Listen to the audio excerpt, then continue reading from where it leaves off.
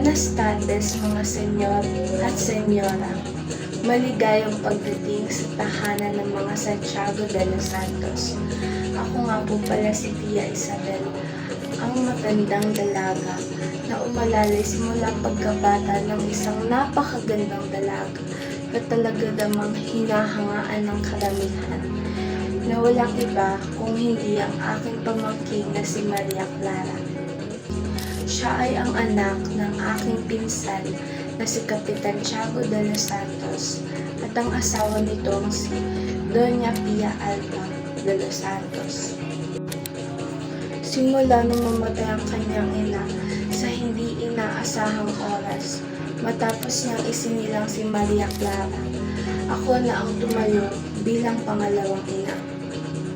Hindi ko hinayaan ni minsan na maramdaman ni Maria Clara ang hirap at sakit ng isang anak na ulila na sa kanyang sariling ina.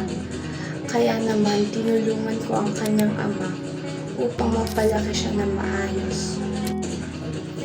Para ko na rin siyang itinuring na sarili kong anak. Lahat ng pagmamahal ko ay ibinigay ko sa kanya ng buong puso. Mahal na mahal ko ang dalaga. Mahal na mahal ko si Maria Clara.